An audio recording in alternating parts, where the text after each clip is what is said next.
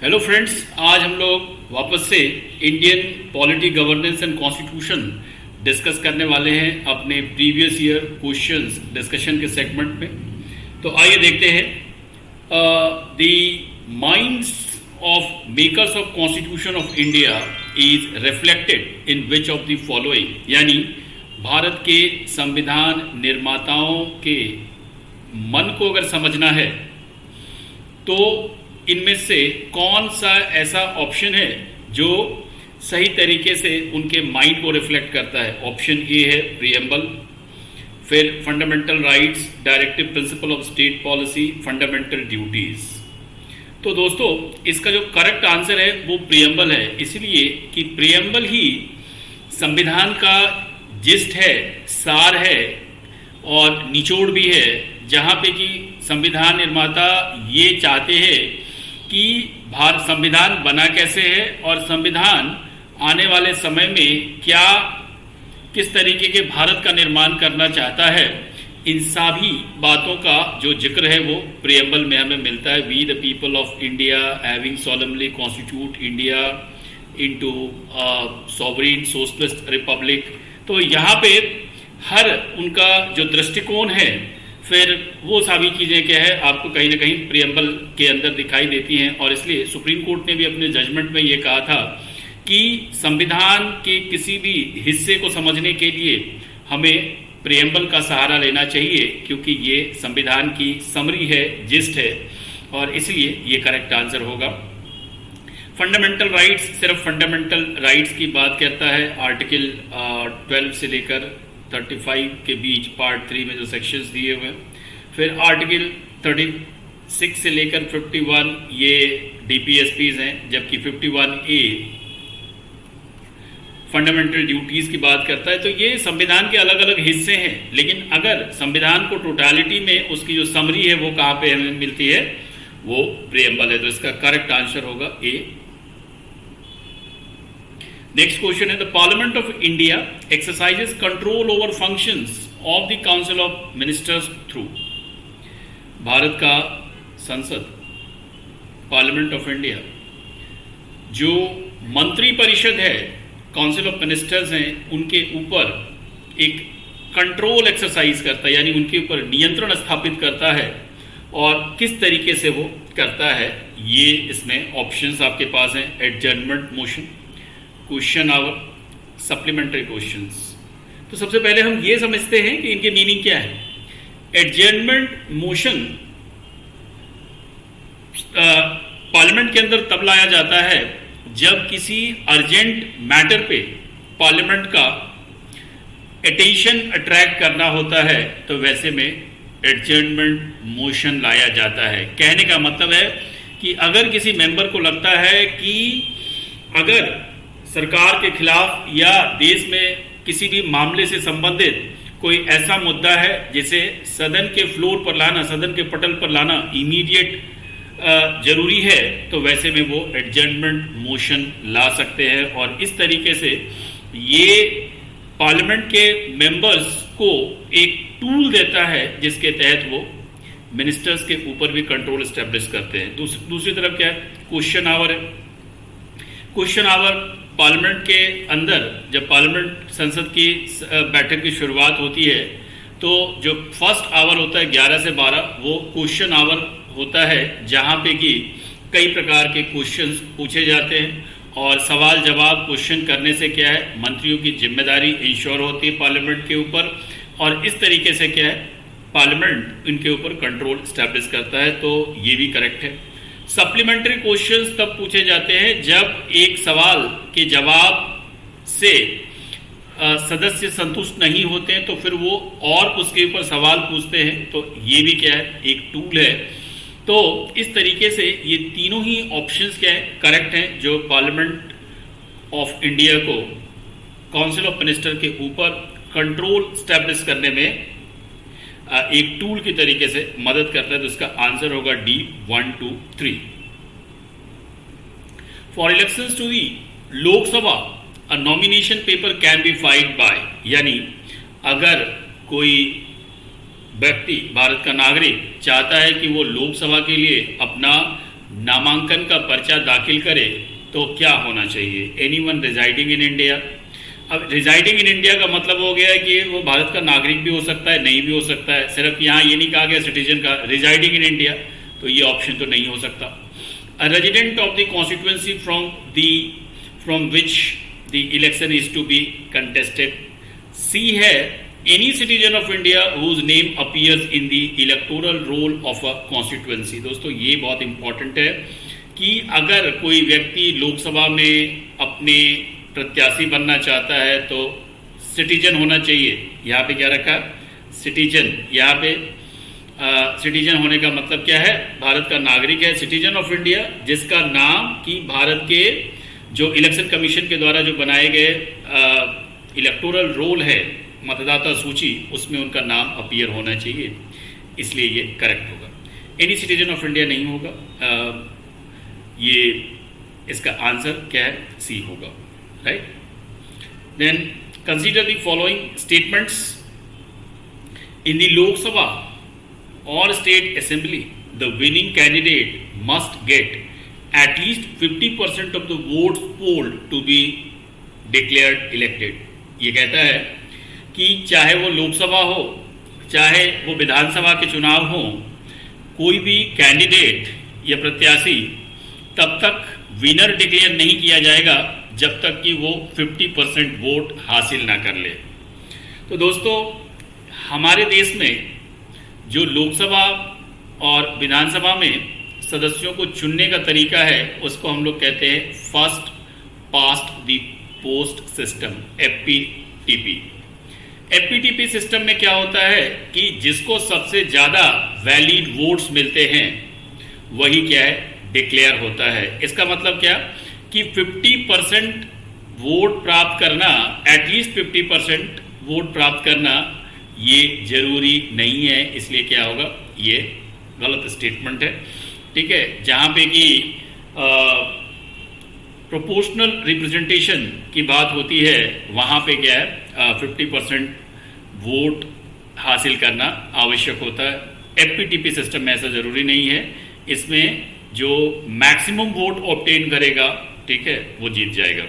According to the provisions laid down in the Constitution of India, in Lok Sabha the speakers post goes to the majority party and the deputy speakers to the opposition, right। अब ये कह रहे हैं कि इसमें ये option कह रहा है कि provisions laid down in the Constitution of India, संविधान के अंदर ऐसे प्रावधान किए गए हैं कि लोकसभा में जो पार्टी मेजॉरिटी में होगी उनके ही सदस्य के दल स्पीकर बनेंगे। तो दोस्तों ऐसा कोई नियम नहीं है, ये स्टेटमेंट गलत है, क्योंकि लोकसभा में क्या होता है? स्पीकर और डेप्यूटी स्पीकर दोनों का चुनाव होता है अगर एक बार पार्लियामेंट लोकसभा कॉन्स्टिट्यूट होती है तो। और जाहिर सी बात है कि उसमें जिस पार्टी की मेजॉरिटी है उनके ही स्पीकर बनते हैं। It is by virtue of voting process, क्योंकि जिसके सबसे ज्यादा वोट होंगे उनके ही स्पीकर होंगे। हाँ, अगर कोई प्री पोल अलायंस या ऐसी स्थिति रही हो तो वो एक अलग है बात, लेकिन यहाँ पे कोई ऐसा प्रोविजन संविधान के अंदर ऐसा कोई प्रावधान नहीं है। तो ये दोनों ही स्टेटमेंट क्या है? गलत है। तो इसका आंसर होगा D, neither one nor two. अब ये सवाल बहुत से लोगों को काफी परेशान करता है। Right to vote and to be elected in India is दोस्तों ये लीगल राइट होगा।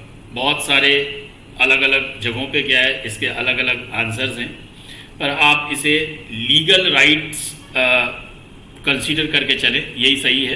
क्यों? क्योंकि संविधान के आर्टिकल 326 में ये कहा गया है यूनिवर्सल सफरेज, यानी सभी को वोट डालने का अधिकार होगा। और उसके अकॉर्डिंग ही पार्लियामेंट ने कानून बनाकर रिप्रेजेंटेशन ऑफ पीपल एक्ट 1950 बनाया, जहां पे कि वोट डालने के अधिकार को पार्लियामेंट ने क्या है? इंश्योर किया। तो इसलिए ये क्या है? एक लीगल राइट है जिसको कि पार्लियामेंट ने 1950 के कानून से लागू किया, इसलिए ये लीगल राइट होगा। Consider the following statement, the election commission of India is a 5-member body. ये स्टेटमेंट गलत है क्योंकि अभी इलेक्शन कमीशन 3 members बॉडी है। Union ministry of home affairs decides the election schedule for the conduct of both general elections and by elections. Again ये statement भी गलत है। ये काम कौन करेगा? इलेक्शन कमीशन ऑफ इंडिया करता है, डेट अनाउंस करना। Election commission resolves the dispute relating to splits, mergers of recognized political party। ये स्टेटमेंट करेक्ट है दोस्तों। ये third is the only 3 only is the right answer, क्योंकि जो डिफेक्शन का कानून है और जो मर्जर है उसमें जो इलेक्शन कमीशन है वही एम्पावर्ड बॉडी है जो कि इस तरीके के डिस्प्यूट को रिजॉल्व करता है कि अगर कोई पार्टी टूटती है तो वो स्प्लिट है, मर्जर है और क्या फेट होना चाहिए, ये सभी कौन डिसाइड करेगा? इलेक्शन कमीशन डिसाइड करता है। ये third is the correct answer. अब आइए, इन इंडिया जुडिशियल रिव्यू, न्यायिक पुनर्विलोकन क्या होता है? Implies the power of judiciary to pronounce upon the constitutionality of laws and executive orders। ये पहला स्टेटमेंट।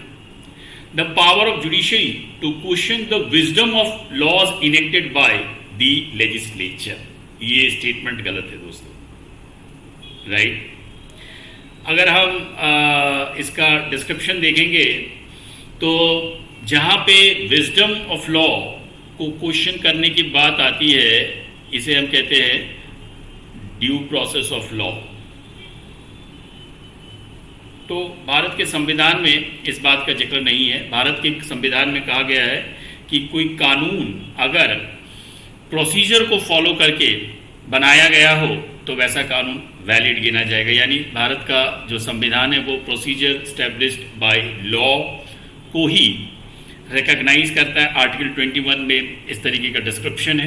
हालांकि बाद में जुडिशरी ने ड्यू प्रोसेस ऑफ लॉ को भी एक्सेप्ट किया है कि उसके बेसिस पर भी वो आर्टिकल 21 के कॉन्स्टिट्यूशनलिटी को क्वेश्चन, आर्टिकल 21 को प्रभावित करने वाला अगर कोई कानून होगा तो उस पर क्वेश्चन कर सकते। लेकिन फिलहाल यहाँ पे ये स्टेटमेंट रॉन्ग होगा क्योंकि जो स्टेटमेंट 1 है, ए स्टेटमेंट, वो अप्रोप्रिएट है। आगे देखते हैं। The power of judiciary to review all legislative enactment before they are exsented to by the president। यानी जो राष्ट्रपति के सहमति के पूर्व ही जुडिशरी क्या है, रिव्यू करती है, ये गलत है। जब कभी भी जुडिशियल रिव्यू की एप्लीकेबिलिटी आती है वो इनेक्टमेंट के बाद आती है, यानी राष्ट्रपति जी के सहमति के बाद ही वो उस पर रिव्यू लागू होता है। The power of judiciary to review its own judgement given earlier in similar और डिफरेंट, ये भी नहीं होता है दोस्तों। तो यहाँ पे जो करेक्ट आंसर है वो क्या है? ए होगा।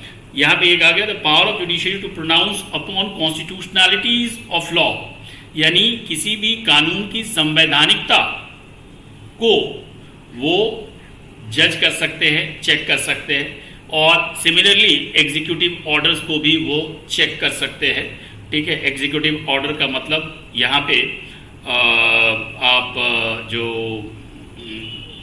लॉज हैं, बाई लॉज हैं, या फिर क्या कहते हैं इसको आप, जो टेम्पररी लॉज होते हैं वो भी क्या है, एग्जीक्यूटिव ऑर्डर्स होते हैं। ठीक है, तो इस तरीके से इसका जो करेक्ट आंसर होगा ए होगा।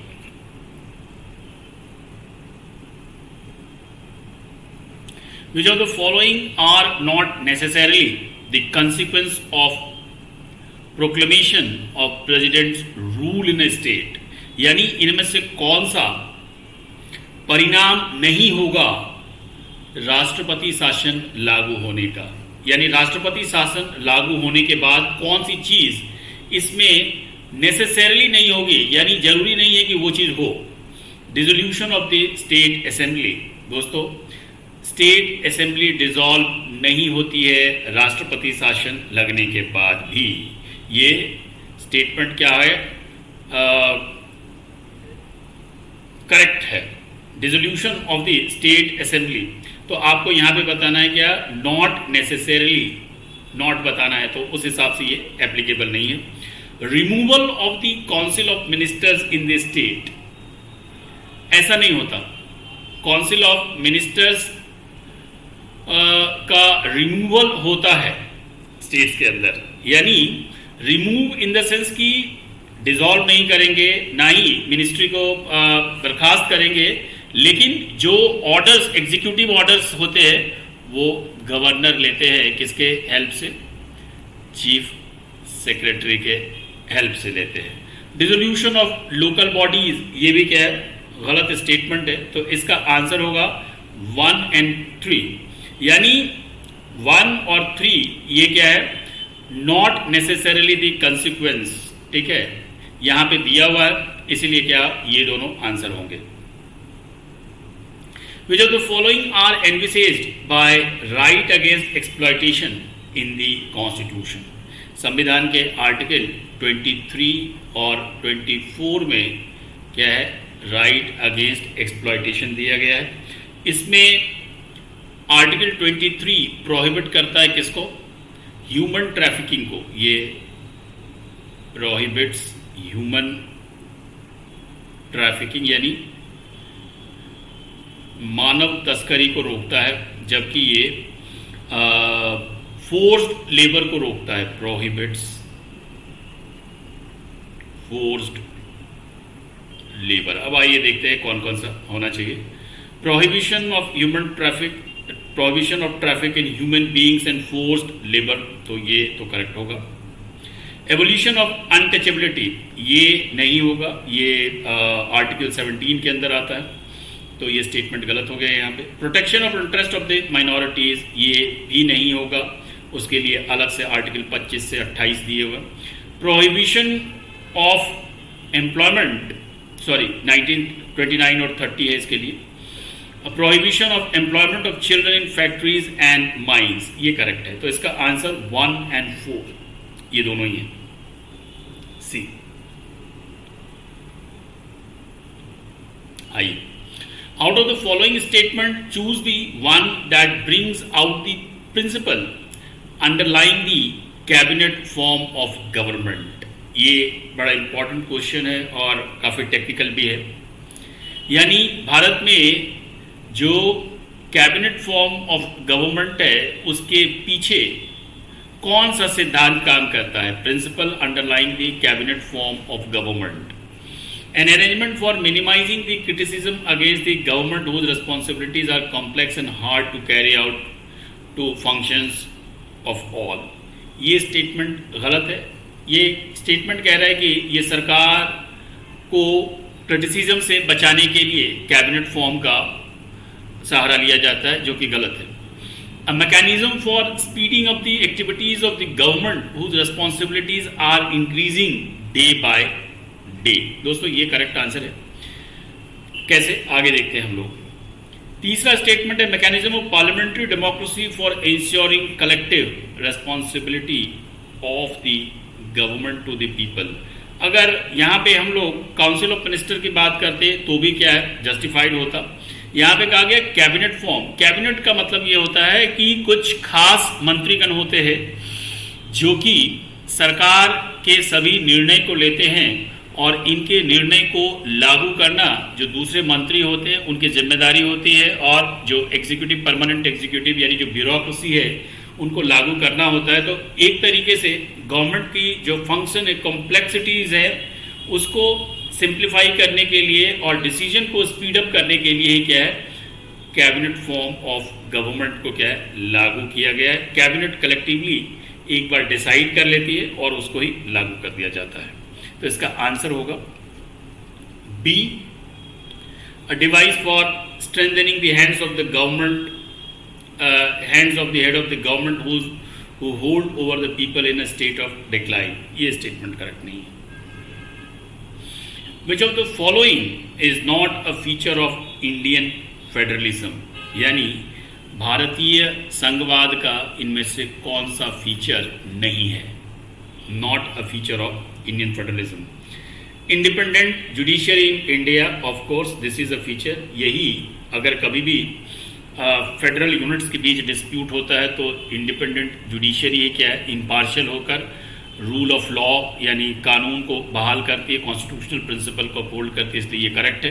Powers have been clearly divided between centre and state, ये भी है। आपको पता है 3 शेड्यूल हैं संविधान के, सॉरी कॉन्स्टिट्यूशन के अंदर 7th शेड्यूल में सब्जेक्ट्स डिवाइड किए गए, union list, state list and concurrent list, power divide है। The federating units have been given unequal representation in the Rajya Sabha, ये बात भी करेक्ट है। जिन राज्यों की जनसंख्या ज़्यादा है उनको राज्यसभा में सीटें ज़्यादा एलोकेट की गई हैं, जबकि छोटे राज्यों को कम सीटें एलोकेट की गई हैं। इसलिए राज्यसभा में जो रिप्रेजेंटेशन दिया गया है मेंबर्स को, राज्यसभा जो कि काउंसिल ऑफ स्टेट्स है जहाँ पे कि राज्य के प्रतिनिधि बैठते हैं, वहाँ पे अनइक्वल रिप्रेजेंटेशन दिया गया है, जबकि यूएस में फेडरेटिंग यूनिट्स को इक्वल रिप्रेजेंटेशन दिया गया है। तो ये स्टेटमेंट भी क्या है, करेक्ट है।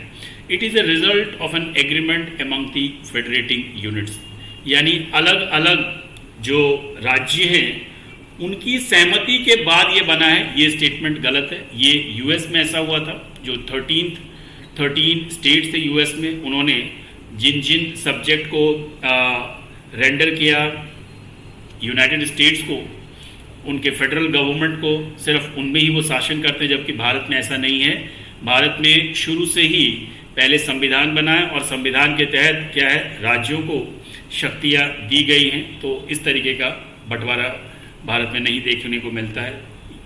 तो इसका स्टेटमेंट यहाँ पे ABC, सॉरी इसमें आई थिंक क्वेश्चन डालने में लिखने में गलती हो गई है। So right, this is not a true feature of Indian constitution. तो इसका आंसर क्या होगा, answer will be this one, क्योंकि मैंने पहले टिक कर दिया है तो आपको वो कंफ्यूजन ना हो, इसलिए ये आंसर क्या है, डी है। Which of the following are regarded as the main feature of rule of law. कानून का शासन ये बहुत ही महत्वपूर्ण चीज़ है किसी भी डेमोक्रेसी के फंक्शनिंग के लिए। और इसमें क्या है, क्या क्या फीचर है इसके, ये समझने की कोशिश करते हैं। Limitations of power, rule of law किसी को भी आर्बिट्रेरी पावर नहीं देता है। इसका मतलब क्या है, ये लिमिटेशन ऑफ पावर को स्टैब्लिश करता है। ये स्टेटमेंट करेक्ट हो गया। Equality before the law, this is also true. कानून की नज़र में सभी लोग बराबर होंगे, ठीक है, ये भी रूल ऑफ लॉ का प्रिंसिपल का कोरोलरी है। People's responsibility to the government, this is not the right thing. यहाँ पे जनता की सरकार के प्रति जिम्मेदारी नहीं, बल्कि सरकार की जिम्मेदारी जनता के प्रति होती है। It is otherwise. Liberty and civil rights, yes, civil rights और लिबर्टी को अपहोल्ड किया जाता है, तो ये भी रूल ऑफ लॉ के अंतर्गत आएगा। तो इसका स्टेटमेंट 1 to 4 करेक्ट है और आंसर होगा 12th का C. So this is the correct answer. So दोस्तों, ये था हमारा आज का Indian polity segment previous years questions, ठीक है। आई होप आपको ये वीडियो पसंद आया होगा। प्लीज़ आप इसे लाइक करिए, शेयर करिए और चैनल को सब्सक्राइब करिए। थैंक यू, फिर मिलते हैं कल।